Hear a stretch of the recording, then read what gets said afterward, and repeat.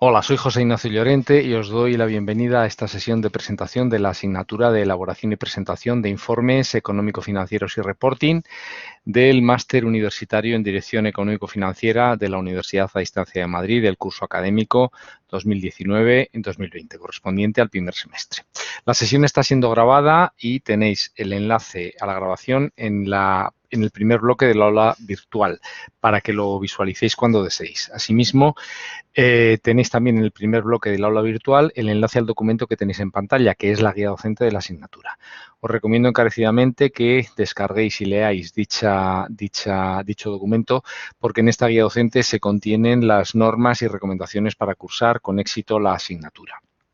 La asignatura tiene 2 créditos, es obligatoria, entra dentro del módulo de análisis y control y su fecha de inicio es el 20 de enero y la finalización el 9 de febrero. El profesor responsable soy yo, José Ignacio Llorente Olier, y podéis contactar conmigo a través de los siguientes métodos. En primer lugar, por el correo electrónico joseignacio.llorente@udima.es, joseignacio.llorente@udima.es. El teléfono de contacto es el 91 444 4920, extensión 4941, para el segundo método de contacto, que es la tutoría telefónica. ¿Qué día? Los viernes de 12 a 13:30. Asimismo, podéis contactar conmigo de otras 2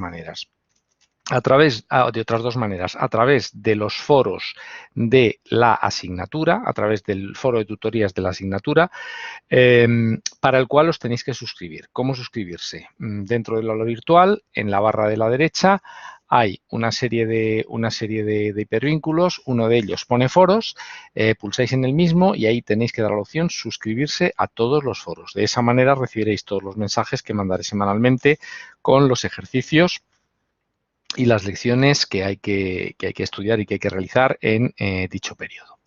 También y por último podéis contactar conmigo a través del sistema de mensajería electrónica de la asignatura. Desde la universidad nos recomiendan que hagamos hincapié en la importancia de los foros, en que uséis los foros, porque los foros son una excelente herramienta de aprendizaje colectivo, ya que cualquier consulta, pregunta o respuesta que se dé en el mismo puede ser visualizada por todas las personas que están suscritas a los foros, con lo cual, ya digo, creo que es un muy buen sistema de aprendizaje. Bien, con respecto a la asignatura, una información básica y luego la desarrollaremos. El texto de referencia de la misma es elaboración y presentación de informes económico-financieros de reporting de la editorial CEF del año 2017, cuyo autor soy yo, José Ignacio Llorente Olier. Requisitos para poder presentarse al examen, exactamente los mismos que para el resto de asignaturas de este máster. Tener hechos y aprobados el 75% de los controles y el 50% de las AECs. El curso consta, dado que tiene 2 créditos, de una actividad de aprendizaje, una actividad de evaluación continua y 2 controles. Dado este número de pruebas, será necesario tener aprobados los 2 controles, tener aprobada la AEC de la asignatura. La actividad de aprendizaje es de realización voluntaria, pero aporta un 10% de la puntuación de la asignatura. Si alguien se presentase sin cumplir estos requisitos, el examen no le sería corregido, tendría un suspenso y además le correría convocatoria. Entonces, por favor, chequead siempre que cumplís con los requisitos. Si alguien tiene alguna duda, que me lo pregunte. El examen, para aprobarlo, es obligatorio, presencial y eliminatorio. Sin la aprobación del examen no se puede aprobar la asignatura. Todos los exámenes, tanto en la convocatoria ordinaria como en la extraordinaria, tienen las mismas características. Esto es 2 partes. La primera pondera un 40% de la nota, 4 puntos sobre 10, un test de 10 preguntas y cada una de ellas vale 0,4 puntos. Segunda parte pondera un 60% de la nota, 6 puntos sobre 10, es un caso práctico que vale 6 puntos. Fechas importantes de entregas y actividades. Todas ellas están referidas al cierre de los buzones, es decir, tanto la actividad de aprendizaje como la actividad de evaluación continua como los controles terminan el 9 del 2 de 2020. En ese caso, ya digo, bueno, pues no cabe la cuestión relativa a las penalizaciones, porque ya digo, esta es la fecha tope previa a los exámenes para poder realizar y entregar actividades y controles. La fecha prevista para el examen final presencial se publicará en el aula central de grados. Decir, y esto es importante, que la Dirección Económico-Financiera tiene un propósito de gestión de naturaleza estratégica que no puede concebirse sin el binomio diagnóstico-toma de decisiones. A este respecto, el profesional del ámbito financiero debe servirse de aquellas herramientas que le permitan incrementar el valor de la organización en la que trabaja. El uso de las mismas, asociadas a las operaciones, la inversión, la financiación y el control, debe complementarse y perfeccionarse con un dominio específico en la elaboración de informes para toma de decisiones. En un departamento financiero o en el ámbito de un departamento financiero, nos pasamos la vida haciendo informes. Es decir, es nuestra manera de influir sobre nuestros directivos, nuestros clientes, nuestros accionistas, las entidades financieras que nos financian. Y estos informes deben servir básicamente, ya digo, para primero establecer un buen diagnóstico y después para la toma de decisiones. Entonces, en este sentido, nuestra manera de influir es que estos reportes sean correctos, sean impecables en contenido y en estructura.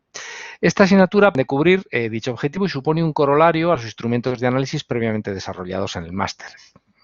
Con esta asignatura, el alumno deberá estar en condiciones de elaborar documentos formales de información contable, como es la memoria, documentos de análisis integrado económico-financiero, de control presupuestario, de cuadro de mando, de análisis de inversiones y valoración de empresas y, finalmente, realizar presentaciones de naturaleza económico-financiero. A continuación tenéis, y lo dejo para vuestra lectura, las competencias desarrolladas y aprobadas por el Ministerio, exigidas por el Ministerio a nuestra universidad, y que están recogidas en los planes de estudio. Tanto competencias generales para todo el máster como competencias transversales y específicas de la asignatura. En este caso diría que el resultado del aprendizaje es que seáis capaces como analistas, primero, de discernir e identificar lo que supone una información útil y veraz de la que no lo es, y elaborar documentos, informes, propuestas y trabajos que sean esenciales en las decisiones económicas y financieras de la compañía. En cuanto a metodología, pues es conocida. La metodología adoptada en esta asignatura para el aprendizaje y evaluación de sus contenidos se encuentra adaptada al modelo de formación continua y a distancia de la UDIM. En este sentido, hombre, es necesario tener, y así está establecido en el máster, conocimientos previos de contabilidad financiera, también conocimientos previos de análisis de inversiones, conocimientos previos de análisis de estados económico-financieros y de control de gestión. En definitiva, esta asignatura, ya digo, es un corolario de otras estudiadas en el máster y el objetivo es que perfeccionéis, afinéis vuestras capacidades, vuestras herramientas para poder realizar estos documentos. En el cronograma de actividades didácticas de la guía docente y definidas en el sistema de evaluación están, bueno, pues las distintas actividades que hay que realizar. Como ya he dicho, esta asignatura tiene dos controles. Preguntas tipo test con 4 posibles soluciones, de las cuales solo una es correcta, se pueden realizar online. Lo puedo hacer, evidentemente, con todo el material. Puedo responder unas preguntas, guardarlas, incluso cerrar la sesión y volver a entrar más adelante. Eso sí, en el momento en el que le doy a enviar al control, el control ya queda fijado, que ya queda calificado. Cada uno de los dos controles tiene, a su vez, 2 intentos. La nota que quedará reflejada en el expediente final es la más alta de los 2 intentos. Si en el control 1, en el intento 1 yo saco un 7 y en el intento 2 yo saco un 8, en ese control 1 me quedará reflejado un 8. Si en el control 2 saco en el primer intento un 4 y en el segundo un 5, en mi expediente quedará reflejado un 5. El control 1 corresponde a las unidades 1, 2 y 3, el control 2 a las unidades 4, 5 y 6. Hay una actividad de aprendizaje correspondiente a las unidades 1, 2 y 3 y una actividad de evaluación continua correspondiente a las unidades 4, 5 y 6. La actividad de aprendizaje es voluntaria, pero se recomienda encarecidamente que se haga. También pesa un 10% en la nota final y la actividad de evaluación continua pues es obligatoria. Como ya he dicho con respecto a tutorías, en el aula virtual tenéis un foro específico para las tutorías y ya digo, pues siempre nos recomiendan desde la universidad que hagamos hincapié en la importancia de los foros como principal canal de comunicación con el profesor y compañeros del aula. Bien, en esta asignatura el estudio temporal, el requerimiento temporal que viene a ser es de unas 15 horas para la teoría de las 6 unidades, 20 horas para la realización de los 2 controles, la actividad de evaluación continua y la actividad de aprendizaje, y unas 15 horas finales para preparación adicional del examen final. Además de los materiales didácticos del libro de texto mío que ya os he comentado, tenéis, bueno, pues bibliografía, aquí he puesto de 3 libros que creo que son interesantes, sobre análisis y valoración sectorial, sobre guía para elaborar la memoria y para hablar en público. Y, de todas maneras, si alguien quisiera profundizar en alguno de estos temas, bueno, pues me puede pedir bibliografía y le orientaré al respecto. Además del libro de texto, tenéis en el aula virtual en PDF las propias presentaciones, los propios capítulos del libro. También tenéis presentaciones de todas las unidades, que son PowerPoint pasados a PDF, y vídeos. Tenéis vídeos. También hojas de cálculo y alguna presentación en PowerPoint adicional que os pueda valer y que la podáis utilizar. Hago especial hincapié en que esta asignatura os debe resultar de utilidad para la preparación de vuestro trabajo fin de máster. En concreto, en la última unidad que trata de la presentación, la realización de presentación de presentaciones financieras, pues hay 6 vídeos en los que se tratan todas las cuestiones relativas a elaboración y presentación, ya digo, de presentaciones financieras. La unidad 1 trata de la memoria de los estados económico-financieros, documento de reporting público por excelencia. La número 2 del informe integrado de los estados económico-financieros, en principio es un informe interno, pero también podría mostrarse a terceros, analistas o a posibles accionistas o entidades financieras. Lleva asociada, ya digo, una actividad de aprendizaje. Después veremos un informe interno que es el informe de control presupuestario, cómo estudiar y presentar el análisis de desviaciones presupuestarias. Y aquí habrá un primer control correspondiente a las preguntas 1, 2 y 3. Posteriormente veremos el informe de cuadro de mando, donde pues, analizaremos sobre todo la elaboración de mapas estratégicos y el cuadro de mando integral como metodología básica de este reporte interno esencial en las compañías.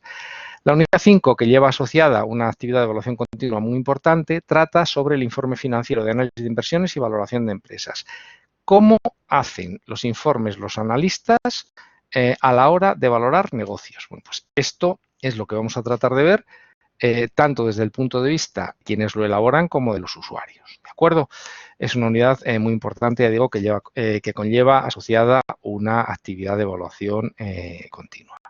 Y finalmente, la unidad 6, presentación económico-financiera, digo, creo que os debe ser de mucha utilidad para vuestro trabajo fin de máster. Pretende cubrir la necesidad creciente del profesional económico-financiero de defender frente a un auditorio específico su informe.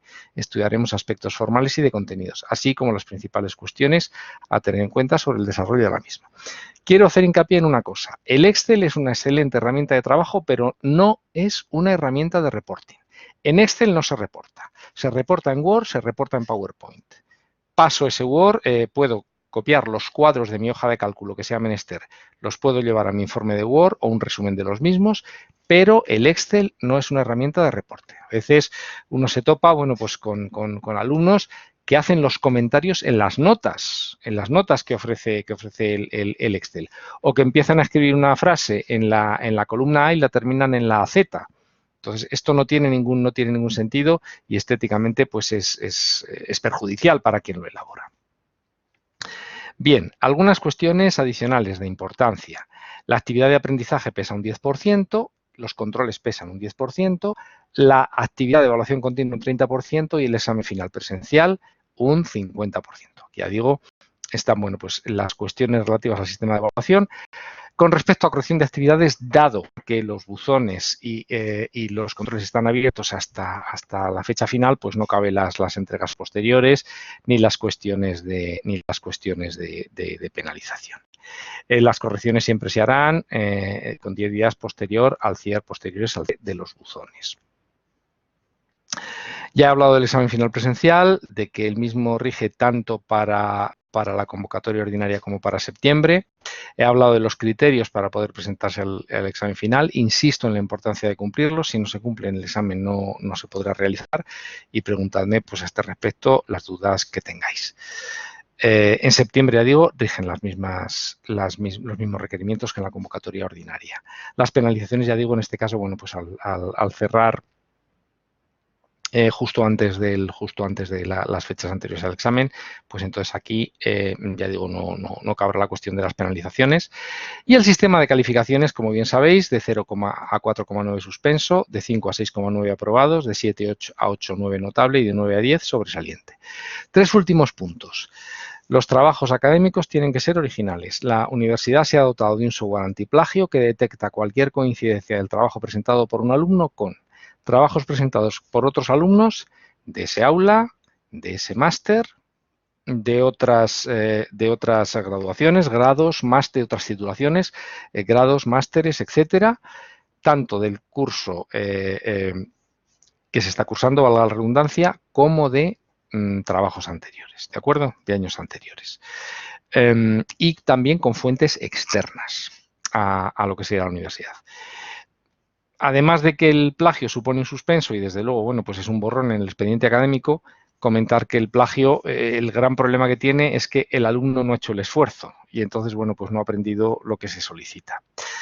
Yo en ese sentido ya digo, sed cuidadosos. ¿Qué pasa? ¿Que uno no puede tomar una cita, una frase de una fuente externa? Claro que lo puede hacer, lo tiene que hacer adecuadamente. Esto es, si yo quiero citar una frase, la entrecomillo. Al final, entre paréntesis, pongo el autor y el año de la cita y finalmente, al final pongo un apartado de bibliografía. ¿De acuerdo? Entonces, eso tenedlo muy en cuenta. Cualquier duda, preguntadme, pero por favor, sabed que el plagio, bueno, pues está totalmente prohibido. Corrección lingüística, más en esta asignatura, pero desde luego en todas. Un reporte cuyo contenido es bueno, con faltas de ortografía o con errores de sintaxis, bueno, pues pierde gran parte de su valor. Entonces, en este sentido, sed muy cuidadosos porque ni académica ni profesionalmente puede admitirse un texto con faltas de ortografía o de sintaxis. Chequead, revisad las cuestiones, la redacción, etcétera, pero por favor, sed muy cuidadosos. Los informes, insisto, tienen que ser desde el punto de vista de contenido, desde el punto de vista de la presentación, impecables. Las sesiones de Blackboard Collaborate que se hagan en directo, bueno, pues sabed que quienes participen están prestando su consentimiento tácito a ser grabados, ¿de acuerdo? Y que se registre su participación, simplemente, bueno, pues con ámbitos académicos, como es lógico. Y finalmente, bueno, pues sabed que en unas semanas antes de la realización del examen, la Unidad Técnica de Calidad de la Universidad os enviará un enlace a una encuesta que es anónima y que es voluntaria de satisfacción. En ella la idea es que evaluéis a los profesores, las asignaturas, los materiales, las metodologías, el curso en general. Para nosotros es muy importante porque la encuesta nos sirve para aprender y para mejorar y además de ser alumnos y por eso sois exigidos, pues sois clientes. Y entonces, como clientes, merecéis el mejor de los servicios. Eso sí, a mi juicio, hombre, no esperar a que llegue la fecha de la encuesta, sino si tenéis cualquier duda, cualquier cuestión, problema o queja, pues planteársela en primer lugar al profesor de la asignatura, después al jefe de estudios y, bueno, también sabéis que tenéis una institución que es la defensora del alumno en la universidad. En cualquier caso, ya digo, estamos a vuestra disposición. Yo ya os lo comento tanto a través de los foros de la asignatura como del correo electrónico, de las tutorías telefónicas o de la mensajería instantánea, pues quedo a vuestra entera disposición. Espero que el curso os valga, que la asignatura os resulte de utilidad, que os resulte práctica y bueno, pues que la podáis aplicar en el futuro, hacer buenos reportes y buenas presentaciones, empezando por la de vuestro trabajo fin de máster. Y sin otro particular, pues vamos a dar por terminada la sesión. Os mando un abrazo muy fuerte y estamos en contacto.